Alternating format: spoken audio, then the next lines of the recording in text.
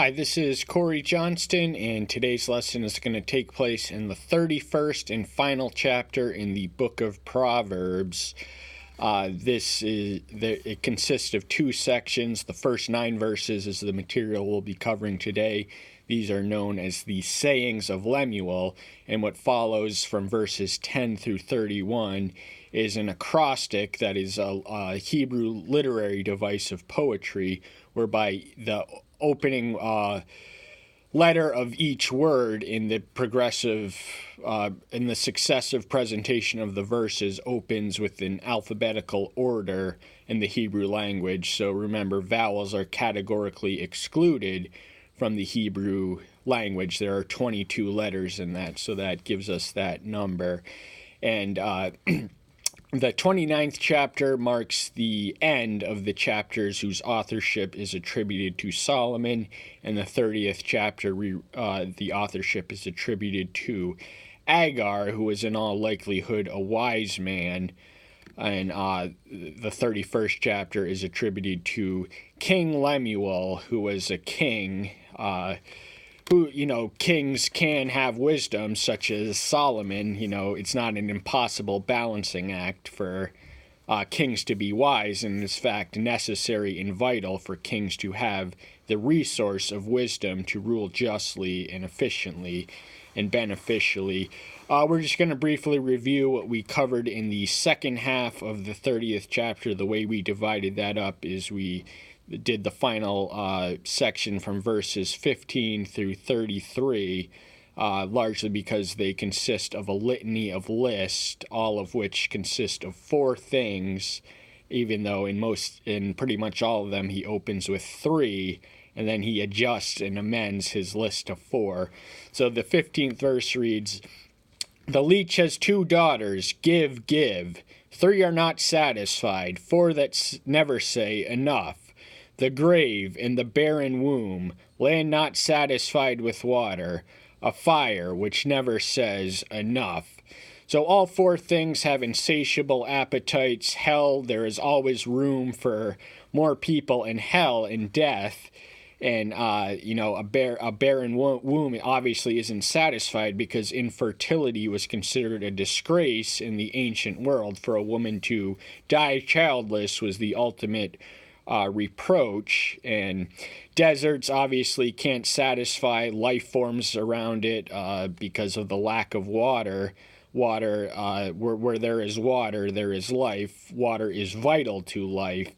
And fires, even though they have no minds of their own, they do have an insatiable, expansive appetite. If a flammable material is in adjacent proximity to a fire already raging, then it's going to keep burning and it's not going to stop. Verse 18, 3 are too marvelous for me, and 4 which I do not understand. The way of an eagle in the heavens, the way of a snake on a rock, the way of a ship in the heart of the sea, and the way of a man with a girl. So these are marvelous precisely because of their incomprehensibility, at least to anyone who is not a scientist or a navigator, or, obviously an eagle knows its way and understands it, but our sense of the marvelous wanes, our sense of marvel wanes in proportion to our comprehension of the phenomenon. But, the way of an eagle in the heavens is a mystery to him. It's a mystery to me, as is the way of the snake on the rock. And navigation requires a professional skill set and training and expertise that the layperson largely lacks. And the way of a man with a girl that can go in any number of ways. There are definite do's and don'ts for correct sexual behavior as outlined in the Bible. Verse 21, "Under 3 the earth trembles, and under 4 it is unable to bear. Under a servant when he reigns, and a fool when he is satisfied with food. Under a hated woman who marries, and a female servant who supplants her mistress." So there is the entire earth trembles at the disruption of the socio-economic order. Servants are meant to serve, not rule, so it is a violation of the natural order for a servant to supplant a king, much in the same way that female servant who displaces her mistress. We witness this in Hagar, who at Sarai, as she was then known's behest, Abram, as he was then known, impregnated her, and the child of that offspring was Ishmael. And interestingly enough, Hagar was in all likelihood either of Ishmaelite descent or Assyrian. But also, fools and foods, they do not mix well. They bring nothing but trouble. And a hated woman who marries, that marriage is not going to be conducive to God's designs and purposes. There are 4 which are little on the earth, but they are exceedingly wise. The ants are a people not strong, yet they prepare their food in the summer. The rock badgers are a weak folk, yet they make their homes in the crags. The locusts have no king, yet they go out in formation. A spider takes hold with 2 hands and is in kings' palaces. So none of these, of the animal species, humankind alone has the ability, we alone have intelligent life, we have rational capacities. All these creatures, just like every other animal in the animal kingdom, operate according to instinct. Yet the ants, they perhaps don't know what they're doing, but they are programmed to do what they do for their survival, and they flourish in marvelous cooperation, largely because of their instinctive programming, and they never lack food throughout the year. And rock badgers, they have at least enough intelligence to make shelters for themselves, so that is a sign of intelligence as far as animal concerns. Locusts have no king, unlike ants, which are the majority of whom are subservient and subordinate to the queen, but locusts need no king, yet they all go out in formation.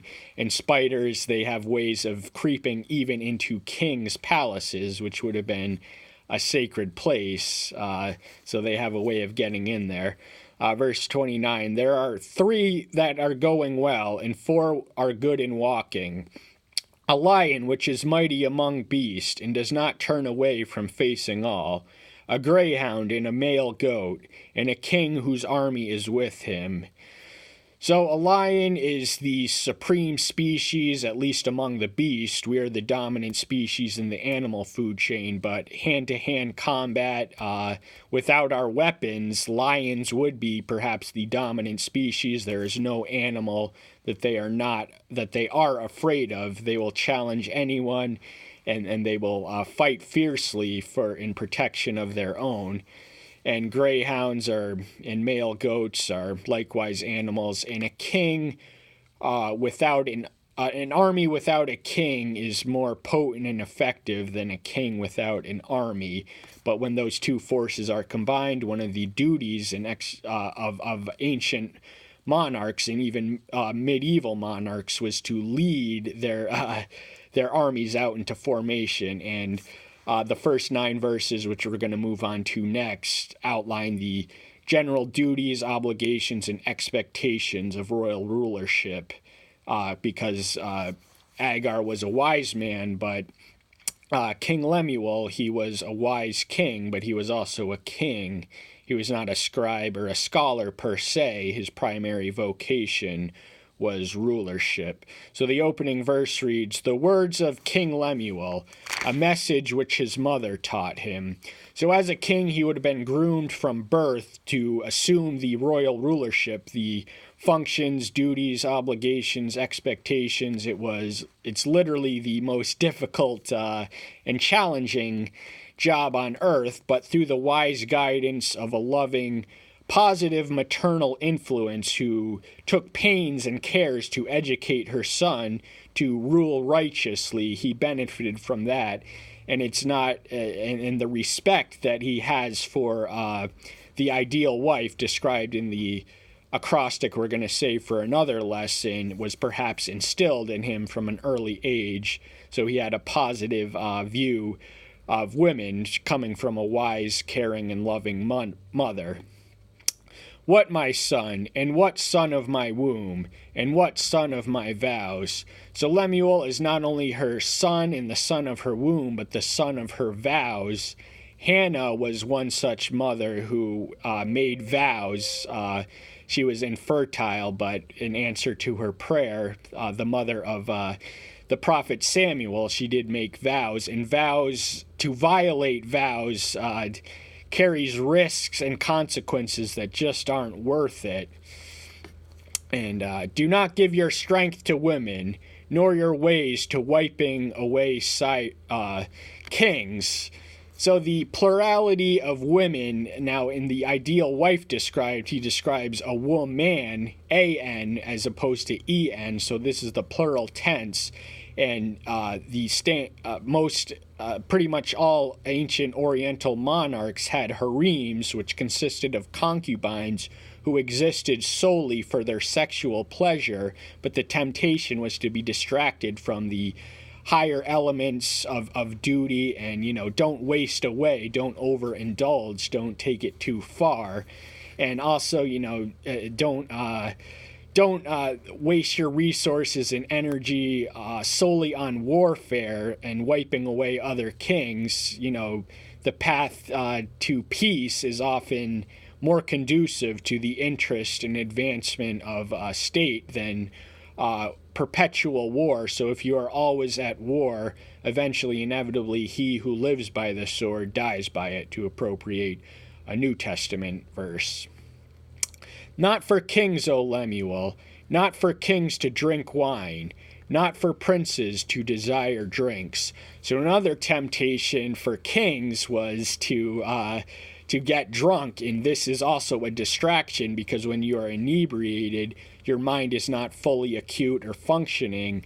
You are distracted by your own carnal lust. If you drink wine, you're going to be more likely to spend an excess of an inordinate amount of time in your harem. And Solomon says much the same thing in Ecclesiastes 10:16 through 17. It is unbefitting for kings to be drunks or alcoholics, but this was a definite temptation.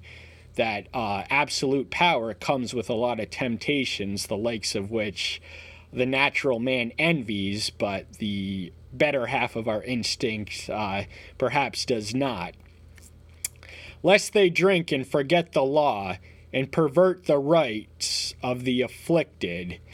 So the drinking is a distraction, which, kings were theoretically subjected to the laws. They I think, at least in the ancient Near East, as opposed to Egypt, they had codified laws, and the word Torah is not presented in this. So this is distinct from the Torah. So he was a king of non-Israelite origin, but he still had laws to obey and enforce. And if you're going to be selfishly pursuing your own lust for women or drink or alcohol or food or anything else, then you are going to neglect and forget and just pay no mind at all to the rights and the provisions and the welfare of the afflicted ones in your realm, to whom you should have an especial attention to. Kings exist to give justice to the poor, and but if you're drinking all the time, you're not that's not going to be the primary priority on your mind. It's not going to be your preeminent concern, as Solomon describes it in, I think, the 23rd chapter of Proverbs, the tail end. He describes the progression of drinking, and it ends up with him being wounded and yet seeking the next drink. So nowhere in the Bible is complete and total abstinence from alcohol commanded, but drunkenness is always attributed to a sin.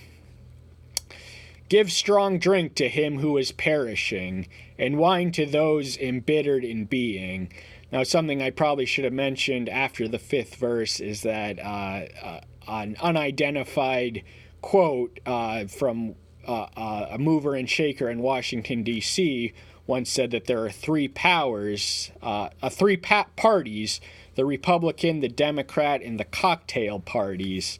But this gives strong drink to him who is perishing on death's door, and to wine for those who just have nothing else to live for. This is not a commandment. This is an irony. It is more fitting for them than kings, perhaps, but is still unbefitting nevertheless, because, do you want to do you want to be drunk when you meet death's door? When the Savior hung on the cross, he was offered a sedative to nullify the pain, but he wanted all his wits to be there, so he refused the sedative when he was perishing on the cross. And wine, I've also come across a quote that people drink to drown their sorrows, but then the sorrows learn to swim. So all the alcohol cannot, forgetting your problems is not going to make them go away. It's just going to be a temporary, it's going to be a Band-Aid on a cancer if your life is truly miserable. It's only going to make it more miserable. It's only going to add to and multiply the misery. Alcohol is a problem in itself, and it is also alcoholism is a problem in itself, which also leads to several other problems, chiefly among them broken relationships and just financial irresponsibility and just recklessness, reckless risk taking, and just not calculating the cost, and just being insensitive to other people. Let him drink and forget his poverty, and remember his trouble no more. So once more, we interpret this as an ironical declaration, not a commandment.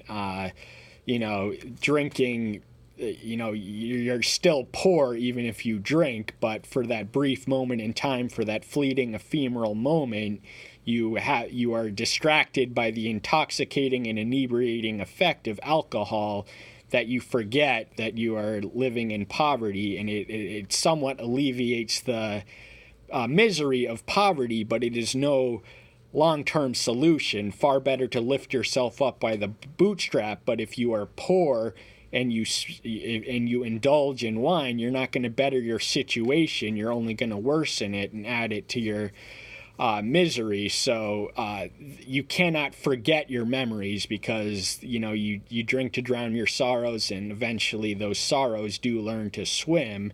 So there's no logic or sense or possibility of forgetting your troubles. But that's why people drink. They drink to as a solution to their problems, which only adds to their problems. Open your mouth for the dumb, and the cause of all the sons of the departed. So rather than opening your mouth to fill it with alcohol, you should open it to speak up in defense of the dumb and the depressed and the orphans and just the vulnerable people of society. This is connected to the 5th verse, and pervert the right of all the afflicted, lest they drink and forget the law, is the earlier half of that verse. So what we fill our mouth with and what comes out of it are equally significant spiritually. 9th and final verse. Open your mouth, judge righteously, and plead the cause of the poor and needy. So one of the advantages of privilege is the ability to lift up those and alleviate the living conditions and the quality of life and the standard of life for those who are not privileged. But this cannot be done with the spirit of selfishness. You have to be selfless to not overindulge in harems and in concubines and food and feast and wine and strong drink. You have to keep your wits sharp to open your mouth in order to judge righteously. Now, kings judge no matter what, but there is such a thing as a perversion of justice, and this was one of the symbols of the apostate Israelite.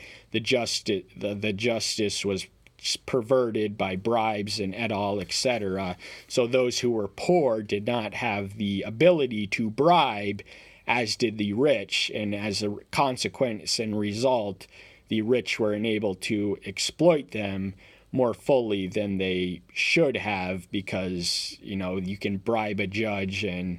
But kings exist to tend to the welfare of the poor and needy in their midst. If they exist solely for their own pleasure and delight and satisfaction, then they are not judging or ruling righteously. And that is the aim and end of monarchy, to implement justice and to tend to the welfare of your people. And that's all the time we have for today. Thank you so much. I'm so glad you're here. Stay tuned until next time. I'll see you then. Bye-bye.